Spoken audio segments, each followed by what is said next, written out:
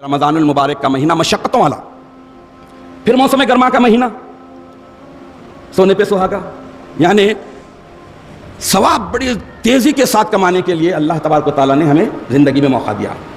اس میں ذرا زیادہ ثواب کسے ملتا معلوم؟ گھر کی عورتوں کو، لیڈیز کو۔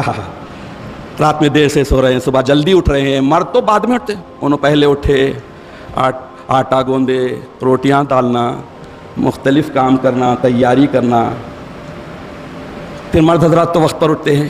سحری برکت ہے، اللہ کے نبی ارشاد فرمائے کہ سحری برکت ہے، تو برکت کو باوضو حاصل کرنا چاہیے، وضو کے ساتھ کرنا چاہیے، چاہے لیڈیز ہو یا مرد ہو۔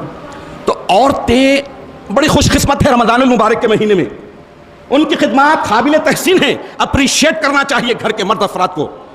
وہ لوگ آسانی کے ساتھ روٹی توڑ کے کھا لیتے ہیں، روٹی ڈالنے والی وہ عورت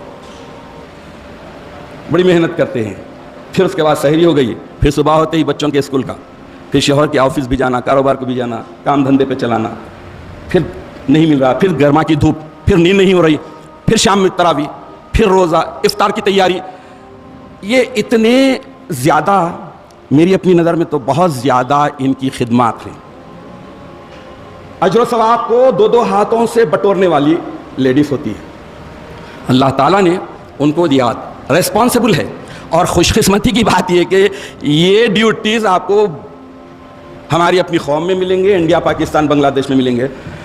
فارن کنٹریز میں گئے تو وہاں تو سب ریڈی میڈ، فریزر میں بھرا ہوا ہے، لے لو، فریج میں رکھا ہے، لے لو، گرم کر لو، کھا لو، چلے جاؤ آفس جا کے کال کر لو۔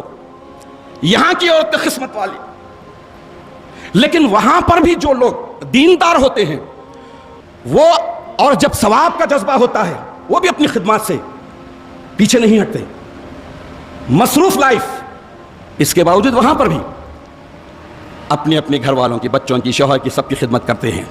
تو ریسپانسبل ہیں، ذمہ دار ہیں، نگہبان ہیں، ہر کوئی ہے۔